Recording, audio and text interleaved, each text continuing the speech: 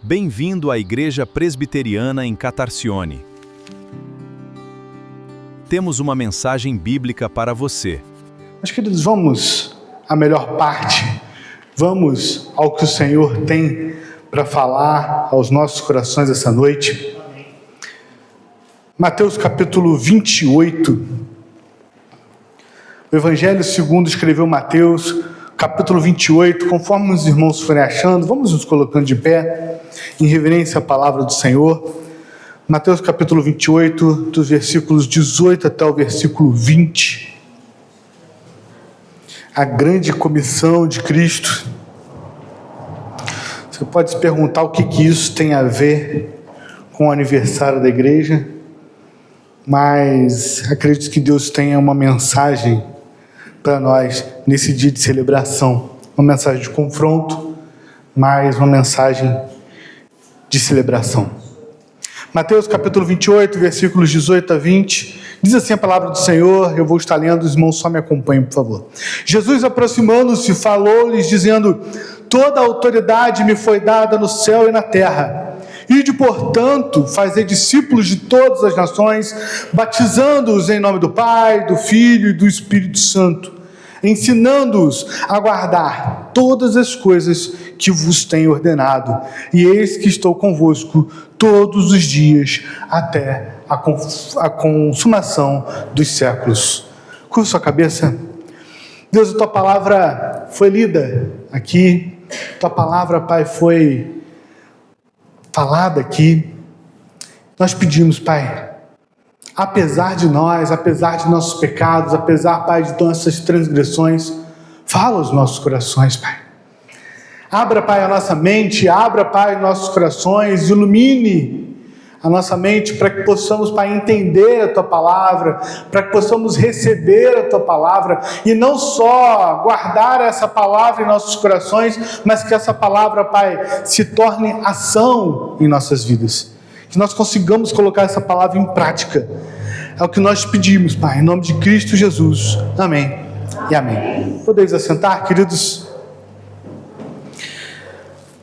Os irmãos, as últimas palavras de um pai a um filho no leito de morte dele carregam um peso especial. Não sei se você já passou por isso, mas acredito, eu não passei por isso, não tive essa infelicidade de passar por isso, mas eu acredito que as últimas palavras de um pai para um filho antes de falecer, essas palavras têm um peso especial. Ou até mesmo, se você não passou por isso, mas até mesmo as últimas recomendações de um pai ao seu filho, antes, por exemplo, de fazer uma longa viagem, essas últimas recomendações, elas deveriam, pelo menos, reverberar no coração de um bom filho. Quando essas últimas recomendações, quando essas recomendações importantes antes de uma grande viagem, ou essas últimas palavras no leito de morte, são dadas aos filhos, normalmente essas palavras não são palavras casuais. Não são palavras que você deve jogar fora. Não são palavras que você pode simplesmente ouvir e largar elas. Elas são um resumo do que é mais importante, do que é mais necessário. Essas palavras, elas vão dar a direção que o pai, ele quer gravar no coração do filho antes que ele precise se ausentar.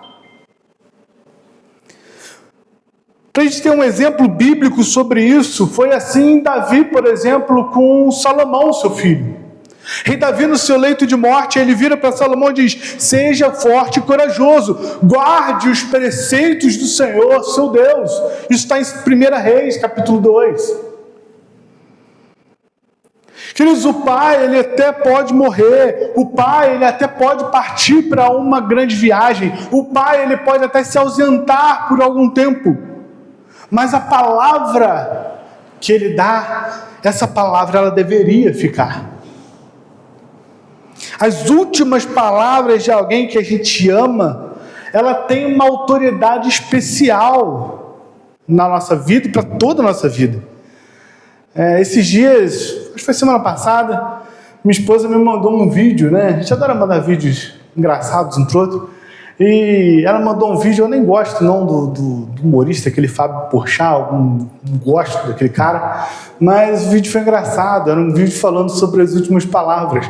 A avó dele estava no hospital, leito de morte, morrendo, chamava ele, meu filho, vem aqui. Ele, não, vó, pode ir, pode partir, porque ele sabia que ela ia pedir que ele cuidasse de um familiar que era chato, que era enjoado. Ele não queria cuidar. Ele falou assim, se eu tiver que prometer, eu vou ter que cumprir. É assim com a nossa vida. E o cenário do texto que a gente leu hoje é justamente um cenário muito parecido com essa ideia que eu trouxe. É o cenário em que Jesus ali já é pós-ressurreição de Cristo. Cristo já havia sido crucificado. Cristo já havia sido morto, sepultado. E Cristo já havia ressuscitado. Jesus ele encontra, depois de sua ressurreição, então, os seus discípulos em um monte na Galileia, o mesmo lugar onde tudo começou, o mesmo lugar onde Jesus chamara aqueles discípulos pela primeira vez. Eles retornam para esse lugar, só que dessa vez é diferente. Ali não era mais um chamado, ali agora era um momento de despedida. E Jesus ele faz esse comissionamento final, que a gente chama de grande comissão, antes dele ascender aos céus. Aqui, queridos, não tem mais parábolas de Cristo. Aqui não tem mais milagres públicos. Aqui só tem uma declaração curta, uma ordem curta e uma promessa que ele dá para os seus discípulos. As últimas palavras de Jesus no Evangelho de Mateus, que é exatamente essas palavras que a gente leu aqui hoje, elas têm exatamente o mesmo peso das últimas palavras de um pai para o seu filho. Antes de subir ao céu, o Senhor ressurreto, ele deixa com os seus discípulos que estavam ali, que o acompanharam durante 3 anos, ele deixa com esses discípulos a sua ordem final. E o propósito dessa ordem é exatamente estabelecer um programa do reino para a era da igreja. Era mostrar como que a igreja deveria funcionar. Era mostrar como que uma igreja deveria funcionar durante o seu estado aqui na Terra. Durante os 23 anos que ela foi criada, foi fundada, e os próximos 23, 46, 90, 100, 150, 200 anos até a volta de Cristo. Queridos, esse momento aqui é o momento da transição oficial da missão no Evangelho. Agora, a missão ela deixa de ser executada diretamente por Cristo e passa agora a ser executada pelo corpo de Cristo, a igreja. O que Jesus ele tinha feito na Galileia, o que Jesus ele tinha feito na Judéia, o que Jesus tinha feito em Samaria, agora a igreja teria que fazer até os confins da terra. Queridos, a missão da igreja, ela não é um programa da igreja. Entenda isso. A missão ela não é um programa da igreja. A igreja é que é o programa da missão. A igreja ela só existe porque existe missão. E não a missão existe porque tem igreja. O propósito da ordem de Cristo é exatamente esse: é estabelecer o programa do reino para a era da igreja. E aqui que está um problema que a gente precisa enfrentar, queridos. Muitos cristãos, eles acabam tratando a missão da igreja como se fosse uma tarefa só para especialistas. Esse mês, além do aniversário da Igreja Presbiteriana de Catarsone, a gente também comemora o aniversário da Igreja Presbiteriana do Brasil. E muito me incomoda quando eu escuto algumas pessoas que não conhecem a história da igreja virar para mim e falar assim: a Igreja Presbiteriana não é uma igreja missionária. Não. A igreja missionária, a igreja presbiteriana é uma igreja totalmente missionária. Ela foi começada, ela foi startada justamente com um missionário. A igreja presbiteriana hoje, ela tem, se eu não me engano, na PMT, mais de 300 missionários espalhados por tantos países. E a igreja presbiteriana não é missionária. Agora, queridos, o problema é que aí a gente tem que olhar e fazer um meia-culpa, olhando para nós, e perceber que muitas vezes, muitos irmãos acabam entendendo que a missão, eles acabam estimulando, eles acabam tendo uma cultura de que a missão é uma tarefa só para especialistas, é uma tarefa para os pastores, é uma tarefa para os missionários, é uma tarefa para os presbíteros, é uma tarefa para os missionários em tempo integral. E não, querido. Os membros comuns, os membros leigos que a gente chama na igreja, eles acabam se sentindo inadequados, eles acabam se sentindo não chamados, eles acabam se sentindo sem preparo. E a vida cristã, ela acaba se tornando passiva. Ela acaba se tornando uma vida cristã autocentrada. Ela acaba se tornando uma vida cristã reduzindo a frequentar cultos e não fazer nada, não fazer mal para ninguém. Se eu frequento os cultos da minha igreja e se eu não faço mal para ninguém do lado de fora, está tudo bem. A minha tarefa, a minha vida cristã está cumprida. Eu tenho certeza que você conhece alguém que pensa assim. Mas, queridos, as últimas palavras de Jesus, elas não são uma sugestão para uma elite espiritual. As últimas palavras de Jesus, elas são a definição da identidade fundamental de cada um dos seus seguidores. A última ordem de Cristo é exatamente o que define a minha e a sua identidade. Então, queridos, a ideia central da minha mensagem hoje, e se você guardar pelo menos essa ideia central no seu coração e entender isso, eu já me dou por satisfeito. A ideia central da minha mensagem hoje é que a grande comissão, queridos, ela não é uma opção para alguns. A grande comissão é a definição da vida normal de todo cristão. É a definição de uma vida impulsionada pela autoridade de Cristo e sustentada pela presença dele nas nossas vidas. Primeiro ponto que eu quero compartilhar com os irmãos hoje está lá no versículo 18. E ela vai falar sobre a base, sobre o fundamento da missão, que é exatamente a autoridade universal de Cristo. Queridos, a nossa missão, ela não se baseia na nossa força. A nossa missão, quando nós pregamos o Evangelho, quando nós evangelizamos, ela não se baseia na nossa eloquência, no quanto você sabe, no quanto você é capaz de comunicar aquilo, ou então na sua coragem, se você tem coragem de ir até os confins da terra.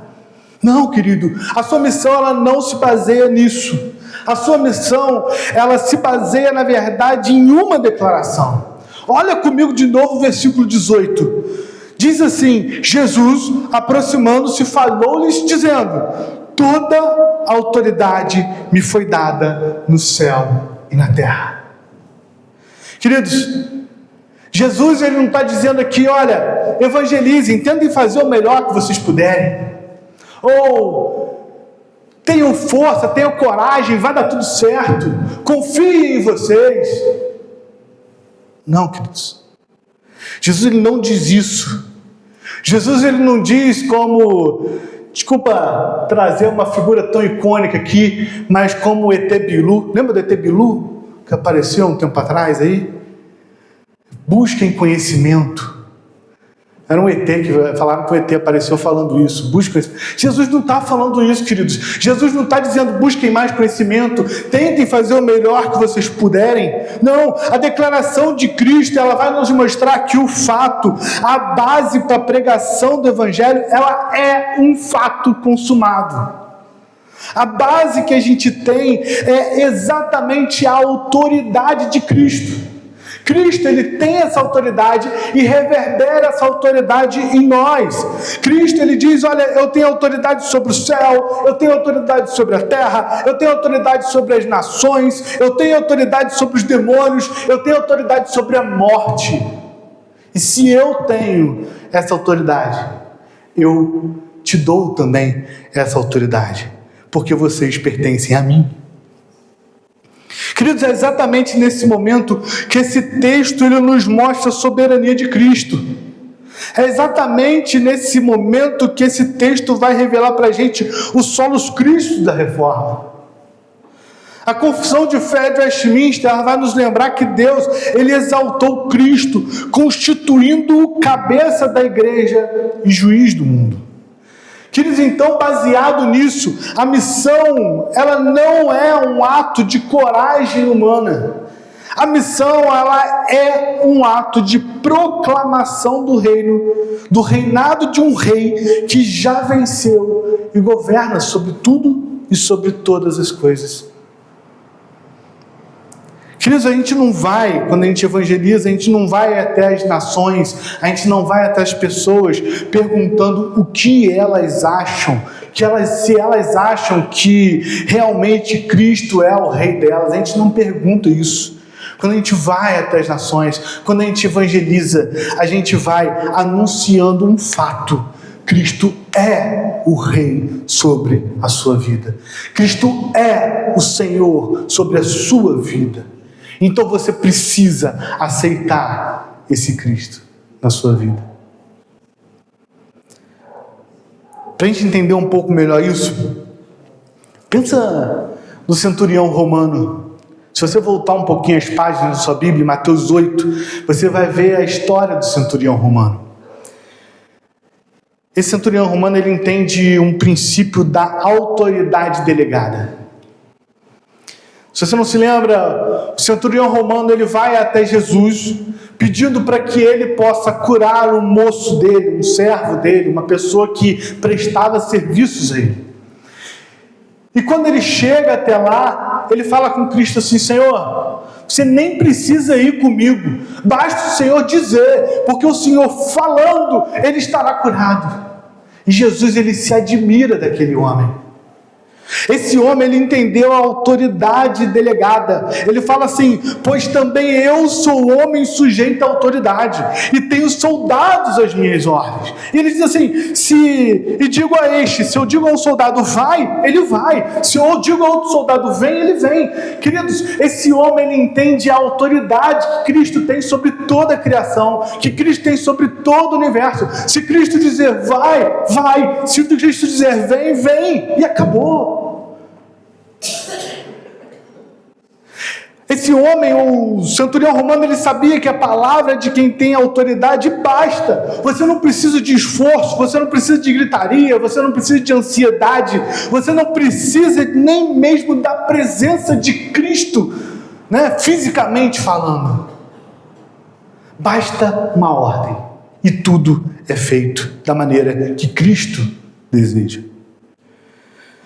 Da mesma forma, queridos, quando a igreja ela fala em nome de Cristo, ela fala com a autoridade do rei. O centurião, ele confiou na palavra de Jesus e nós somos enviados pela palavra de Jesus. E quando a gente entende isso, querido, quando a gente entende isso, meu irmão, a gente passa a entender o poder de quem, no poder de quem que nós vamos. A gente passa a entender com a autoridade de quem nós somos enviados. Então os nossos medos, os nossos sentimentos de inadequação, eles começam a ser silenciados. É justamente quando a gente entende a autoridade, quando a gente entende a base da missão, que a base não vem de nós, mas sim de Cristo, é justamente aí que os nossos medos e as nossas preocupações começam a ser diminuídas e silenciadas. Quando a gente entende que nós não agimos em nosso próprio poder, mas agimos como embaixadores do Rei soberano. O embaixador, querido, ele não fala em nome próprio.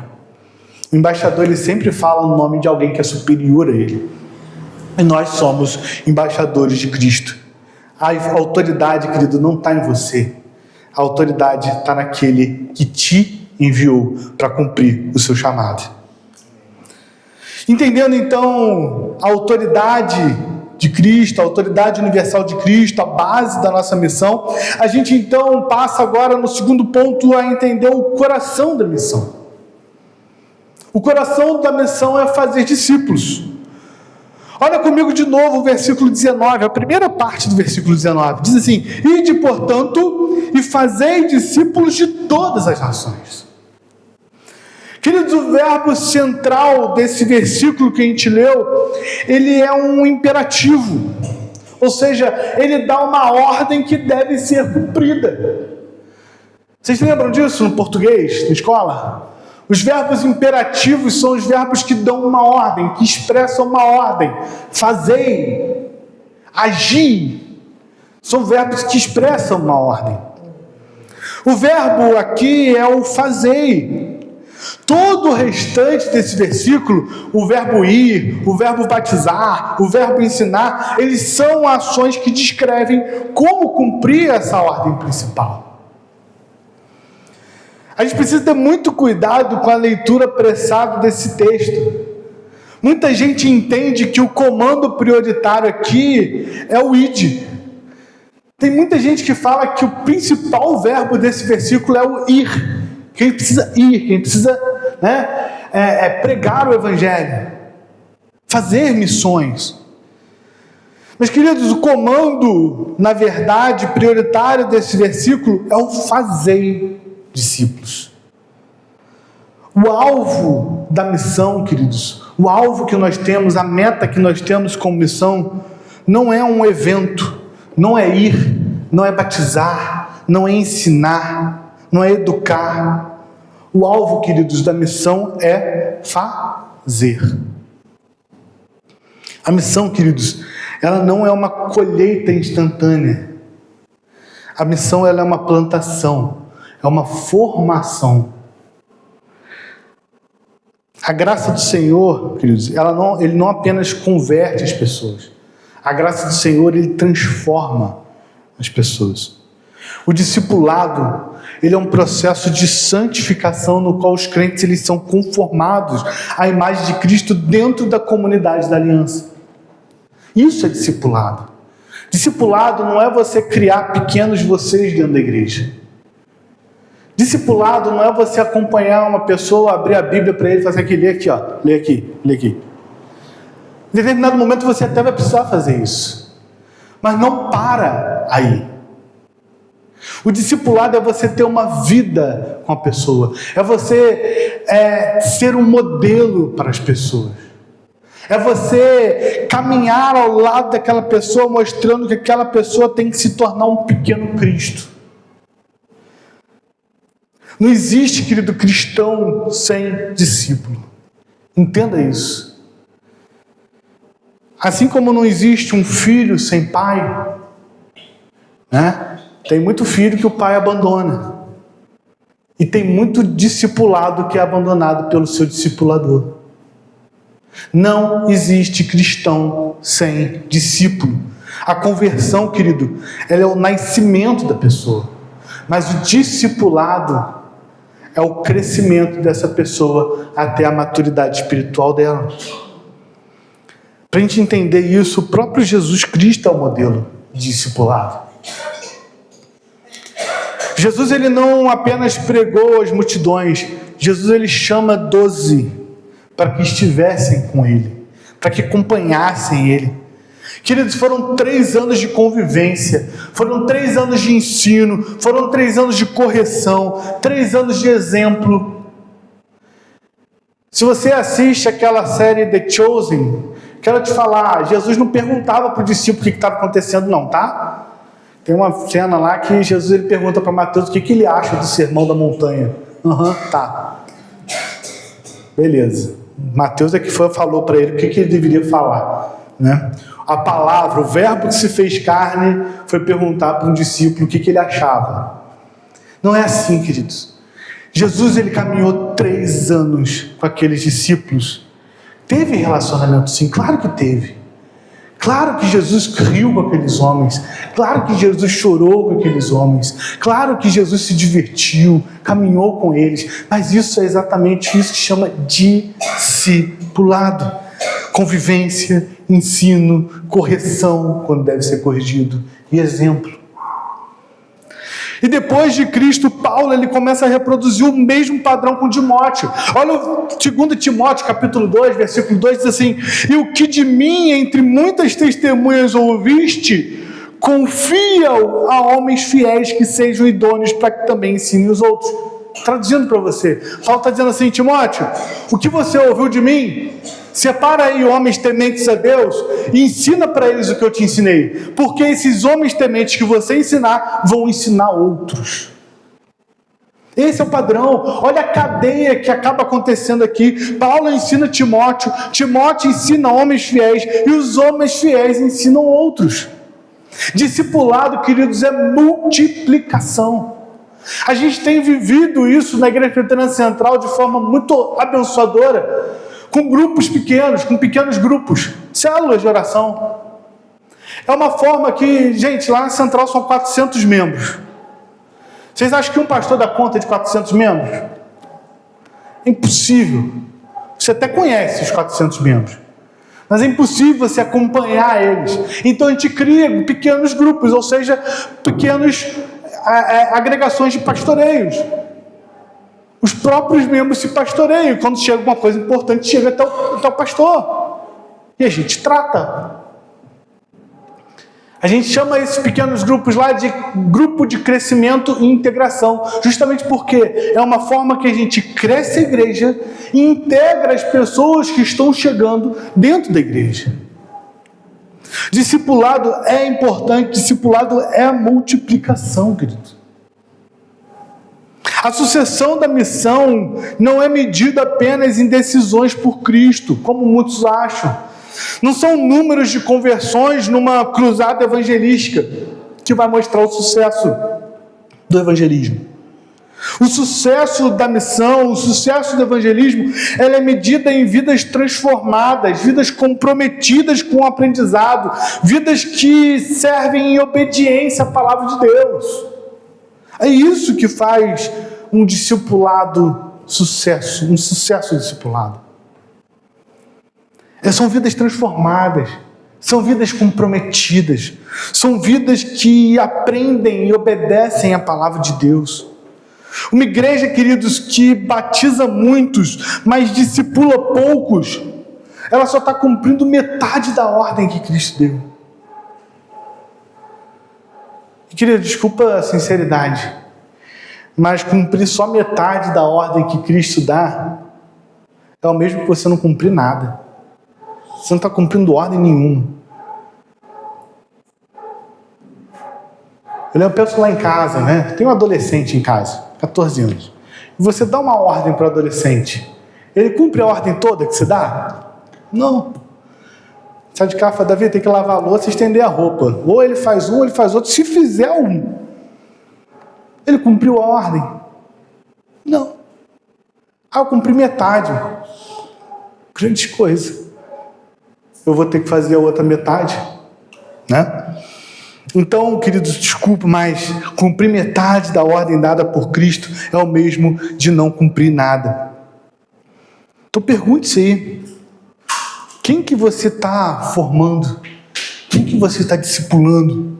Quem que você está ensinando a seguir a Cristo ao seu lado? Às vezes é você que precisa de um discipulador. Então a gente chega ao terceiro ponto, a gente entende então a autoridade, a base da nossa missão, a gente entende o coração da nossa missão, e agora a gente chega ao terceiro ponto e último ponto, que é o método da missão.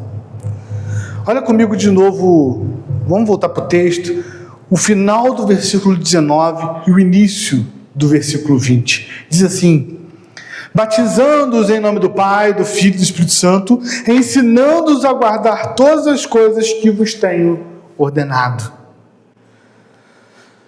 Queridos, aqui a gente começa a chegar no fim da palavra de Cristo. Agora a gente entende que o discipulado, ele se desdobra. Esse texto ele vai mostrar para a gente que o discipulado ele vai se desdobrar, o evangelismo, a missão, ele vai se desdobrar em 3 ações concretas. A primeira ação que o autor, que Mateus nos mostra aqui, é ir, ou seja, a intencionalidade missionária em todas as nações e em todas as esferas da vida. Queridos, missões não é você pregar o evangelho para os indígenas. Missões não é só você pregar o evangelho em outros países. Missões não é você ter que ir para os ribeirinhos lá no norte. Não é só isso. Isso também é missão. Mas, queridos, missão, ela se estende a todas as esferas da nossa vida. O trabalho seu é um campo missionário. A família sua é um campo missionário. A vizinhança sua é um campo missionário. A escola sua é um campo missionário. O ir, querido, aqui, o verbo ir, não se remete somente a missionários. Nós somos missionários. Nós somos missionários em todos os lugares que nós estamos presentes, ou deveríamos ser. Eu estava terminando de preparar essa pregação hoje à tarde, e quando eu parei aqui, eu me lembrei daquela música da Igreja Presbiteriana de Alphaville, A Rua e o Mundo, né? E uma parte dessa música, ela diz assim: por onde for, seja expressão do teu amor, ao redor do mundo ou do outro lado dessa rua, falarei do teu amor. Queridos, isso mostra um coração missionário. A pessoa está dizendo aqui que ela vai expressar o amor de Deus, seja ao redor do mundo, ou se necessário for, do outro lado da rua. Querido, o outro lado da rua, aliás, você não precisa nem atravessar a rua, calçada aqui, já é um campo missionário para a sua vida.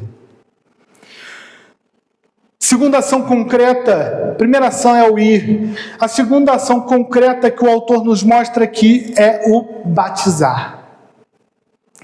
Essa é a identificação pública do discípulo. É o discípulo se identificar publicamente com a Trindade e com a igreja. Querido, não existe discipulado invisível, muito menos um discípulo invisível. Não existe, querido, um discípulo que se esconde. Não existe um discípulo sem compromisso público diante de Deus e da igreja. Não existe crente desigrejado. O crente desigrejado é aquele crente que ele fala que nenhuma igreja serve para ele. Mas na verdade é porque ele não serve para nenhuma igreja, porque ele não é crente. Simples assim. Querido, esse é o famoso crente de domingo. É o crente que vem na igreja quando dá, quando convém, quando está legal a vida dele, ou quando ele está com algum problema, ele vem na igreja, mas quando está tudo bem, quando tem outra coisa para fazer, eu não preciso ir à igreja. O pior, né? É o crente que vem à igreja só quando é interessante para ele. Quando esse crente ele é confrontado na sua vida em relação ao evangelho, esse é aquele crente que não se posiciona. Que quando o colega de trabalho fala com ele: pô, você viu esse crente aqui? Crente é tudo assim mesmo. E ele não é crente, porque ele não se posiciona.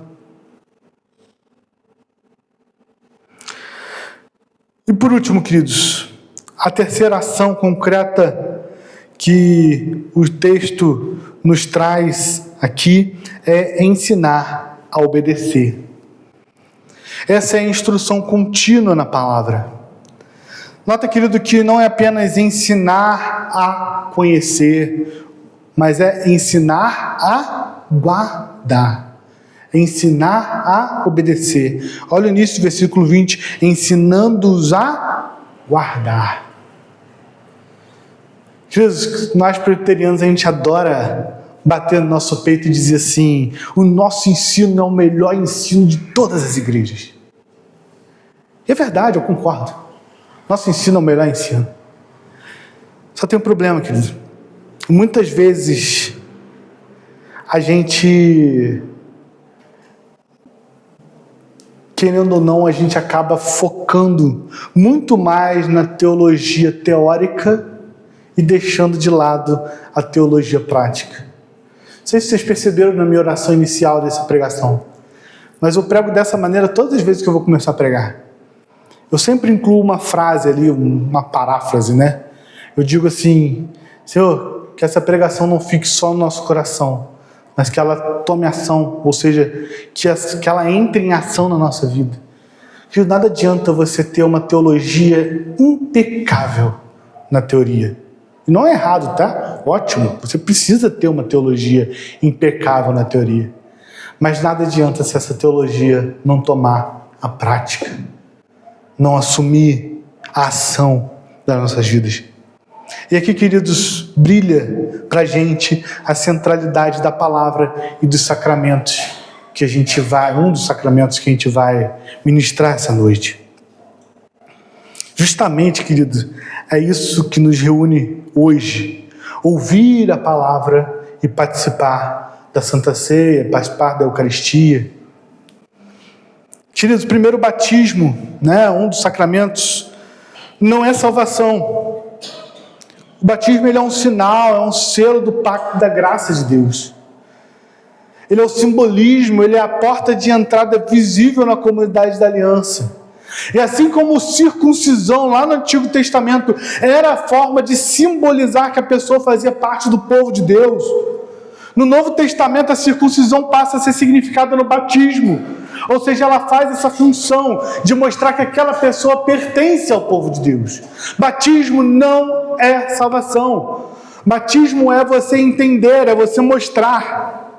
É você ter um sinal de que você faz parte do povo de Deus. E eu posso fazer uma propaganda rápida aqui. Eu fiz exatamente meu TCC no seminário, foi sobre esse assunto, batismo infantil. Se você tem dúvidas sobre isso, eu transformei o meu TCC em um e-book, você consegue ler ele aí com 50 páginas. Depois manda uma mensagem que eu te mando o link e tá tudo certo. Baratinho, R$10.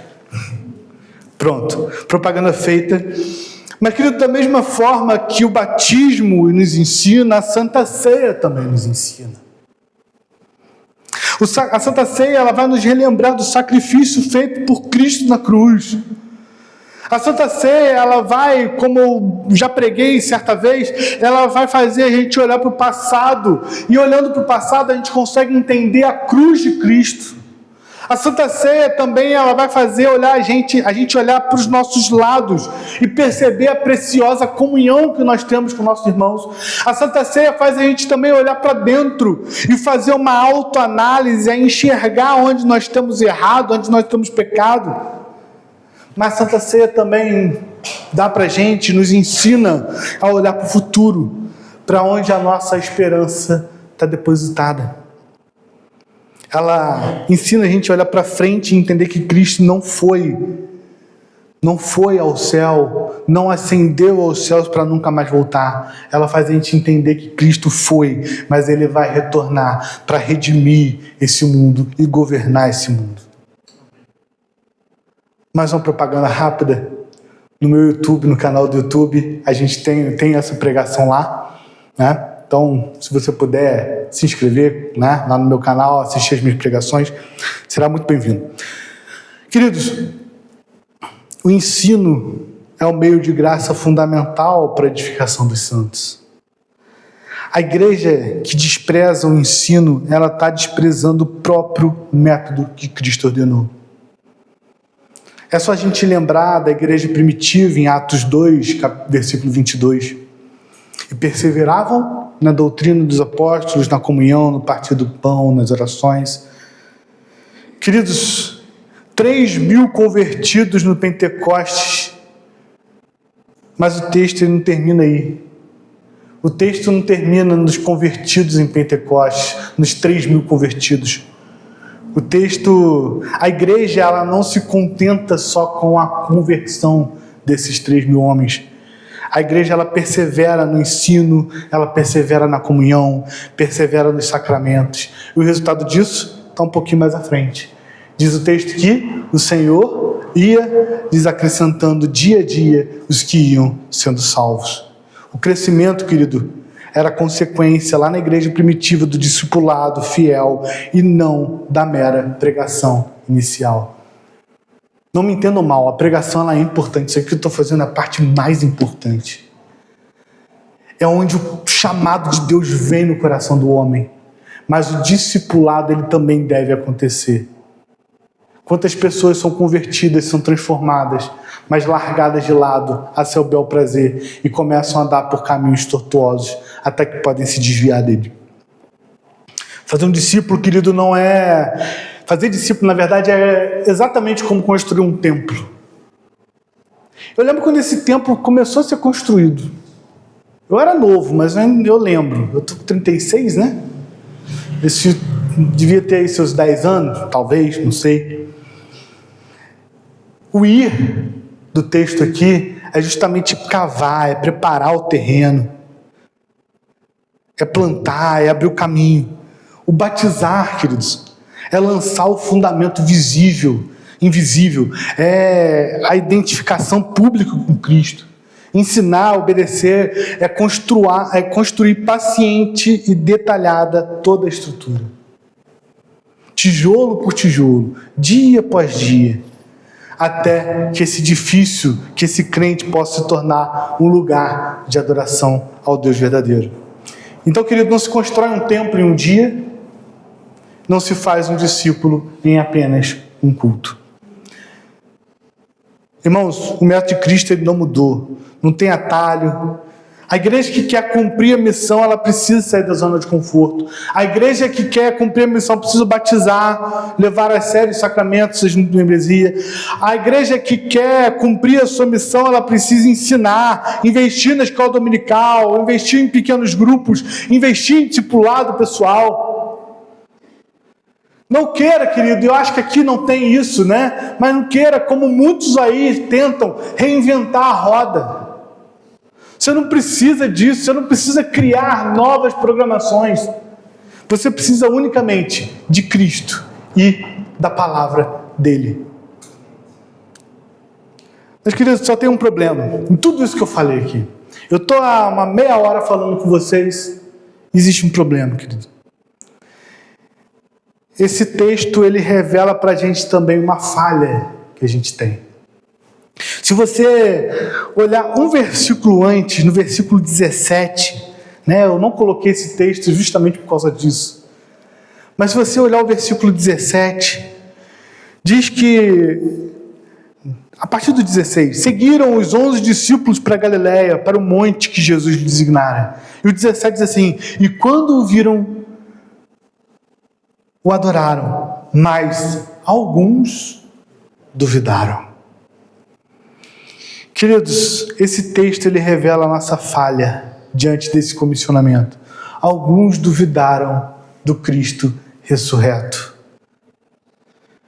Certa vez, um irmão, depois que eu tinha feito uma palavra e comparado a igreja atual com o povo de Israel no deserto, né, que recebia vez após vez milagres, e mesmo assim, vez após vez murmurava, ele olhou para mim e falou assim, pastor, se eu tivesse visto os 10 sinais do Egito, eu tinha acreditado.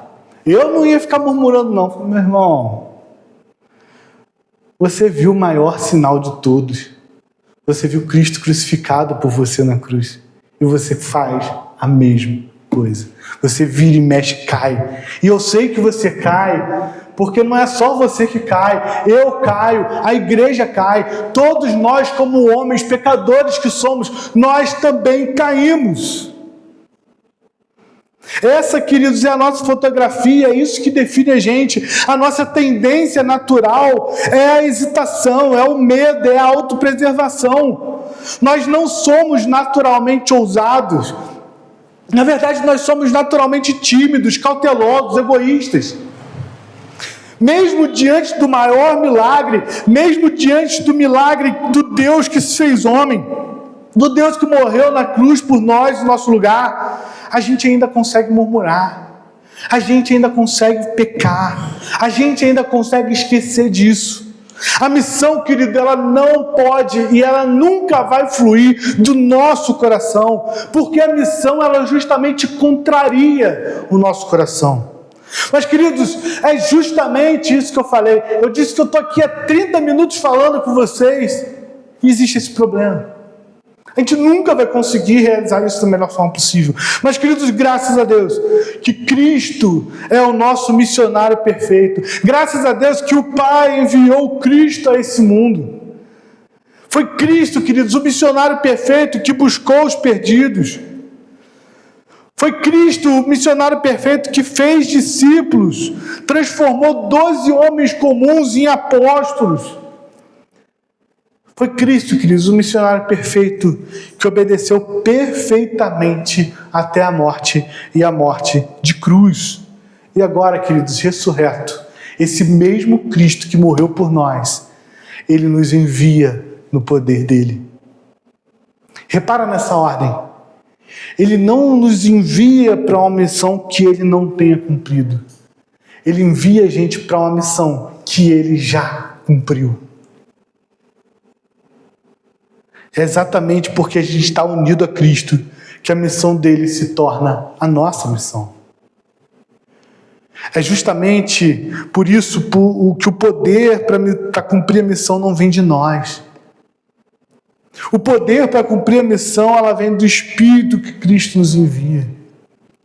A mesma autoridade que ele recebeu, ele usa para nos enviar. A mesma presença que acompanhou Cristo, ele nos prometeu também. A missão, querido, não é uma exigência que vai esmagar a gente. A missão, ela é um privilégio que nos define. Então, queridos, para a gente terminar, algumas aplicações práticas para a nossa vida. Primeiro, querido, mapeie o seu campo missionário. Olhe ao seu redor. Olhe para as pessoas que te cercam. Identifique as pessoas em sua família. Identifique pessoas no seu trabalho. Identifique pessoas na sua vizinhança que precisam ouvir o Evangelho. Escreva esses nomes. Ore por esses nomes. A missão, querido, ela não começa no outro continente. A missão, ela não começa com outro povo. A missão, ela começa na sua rua, na sua casa. Certa vez eu ouvi uma história que uma pessoa dizia assim: eu tentei mudar o mundo e não consegui. Eu tentei mudar o meu continente e não consegui. Eu tentei mudar o meu país e não consegui. Tentei mudar meu estado e não consegui. Tentei mudar minha cidade, meu bairro, minha rua, minha casa e não consegui. Até que essa pessoa entendeu que quem precisava ser mudada ou transformada era ele. Depois que ele se transforma, depois que você é transformado, depois que você entende isso, aí sim você começa a sua missão a transformar outros. O todas as nações que Jesus inclui nesse texto é a nação da sua casa, é a nação da sua empresa, é a nação da sua escola. Então, primeira aplicação, mapeie o seu campo missionário. Segunda, comprometa-se a orar diariamente por uma dessas pessoas que você anotou. Não precisa nem orar por todas elas, não. Vai com calma. Ora por uma. Peça a Deus uma oportunidade para ser testemunha para as pessoas. E testemunha não só com palavras, mas também com atos, com ações. Quando essa oportunidade vier, querido, não desperdice, porque ela vai vir. Se você pedir, ela vai vir. Não desperdice ela. Um cristão, querido, que ora por um pedido, é um cristão que Deus usa. A oração é o primeiro passo missionário e é o mais negligenciado na nossa igreja. E por fim, invista no discipulado dentro da sua igreja local. Envolva-se em um pequeno grupo, envolva-se na escola dominical dessa igreja, envolva-se em um mentoreamento de um crente mais novo na sua fé, no discipulado de um crente mais novo na sua fé. Se você é cristão há mais de um ano, você tem algo para transmitir. E se você achar que não tem algo para transmitir, converse com o reverendo Wilson, tenho certeza que ele vai te ajudar nisso. A gente está aqui para isso, para ajudar, colocando o pastor em situação complicada. É a função dele. É para isso que ele é pastor, né, pastor? Pregar o evangelho. Peça ajuda. O importante é você compartilhar, o importante é você querer compartilhar a palavra do Senhor. A igreja que discipula, queridos, lembre-se disso, é uma igreja que multiplica. E uma igreja que multiplica é uma igreja que viverá até Cristo retornar. É uma igreja que não vai viver só 23 anos, não é uma igreja que vai viver 50 anos, não é uma igreja que vai viver só 100, 200 anos. É uma igreja que vai viver até Cristo retornar. E estará lá no dia final, junto com todos os seus frutos, mostrando esses frutos para o Senhor. Querido, a gente recebe uma ordem, não uma sugestão. A ordem é fazer discípulos. E essa ordem é fundamentada na autoridade total de Cristo. E se desdobra em ir, batizar e ensinar. Essa ordem é para você, essa ordem não é só para pastores e missionários. Então, querido, abandone essa mentalidade de espectador da fé. Eu dei o título da minha mensagem de "Você não foi chamado para assistir". Você não é chamado só para assistir um culto. Você não é chamado só para assistir a vida cristã passar diante dos seus olhos. Você é chamado para fazer. Você é chamado para participar. A tarefa é grande, queridos, mas a promessa é muito maior. Amém? Amém. Curve sua cabeça. Vamos ter mais um momento de oração. Deus, obrigado, Pai, pela palavra. Obrigado, Senhor, porque o Senhor ainda fala aos nossos corações. O Senhor é um Deus que, apesar de todas as circunstâncias, apesar, Pai, de nossos pecados, apesar, Pai, de nossos erros, nossas transgressões, o Senhor, Pai, fala aos nossos corações. O Senhor é um Deus que se faz presente em nossas vidas. E, Pai, nós queremos te pedir perdão, Pai. Perdão porque quantas vezes o Senhor nos chama, o Senhor nos grita nosso nome, o Senhor, Pai, pede que nós realizamos uma tarefa tão simples, que é pregar o Teu Evangelho. E nós não fazemos, e nós tapamos os nossos ouvidos, nós calamos a nossa boca, seja por medo, seja por receio. Mas, Senhor, em nome de Jesus, Pai, que a Tua palavra mude as nossas vidas, mude os nossos corações, transforme, Pai, a nossa mente, transforme os nossos corações e que, Pai, possamos colocar em prática a Tua palavra nessa noite, Pai, que foi pregada a nós essa noite. Que o Senhor, Pai, esteja direcionando assim, Pai, as nossas vidas, esteja direcionando assim, Pai, os nossos atos. E que, com a graça do Teu Filho Jesus, Pai, nós possamos ter forças para entender, Pai, a base da missão, para entender o coração da missão e para entender as ações que essa missão deve ter, Pai. Que nós possamos sair por aí, espalhando o Teu Evangelho, espalhando a Tua graça, para que mais e mais pessoas possam ser alcançadas. Senhor, certa vez, Spurgeon disse que qual mendigo, qual morador de rua que, achando comida para se fartar, não chame outros para se fartar com ele. Que seja assim, Pai. Que nós sejamos, Pai, como pessoas necessitadas, fome da Tua palavra, e achamos, Pai, o lugar em que nós fartamos, achamos, Pai, a Tua palavra que é onde nós podemos nos fartar, Pai. Então, se nós nos fartamos aqui, que nós possamos espalhar aonde tem essa fartura para todas as pessoas que estão sedentas do Teu amor e do Teu cuidado. É o que nós pedimos, Pai. Abençoa essa igreja. Obrigado por 23 anos de história nesse local, nesse bairro. Pai, que o Senhor transforme esse lugar através dessa igreja. É o que nós pedimos em nome de Cristo Jesus. Amém e amém. Agosto é o mês de aniversário da Igreja Presbiteriana em Catarcione.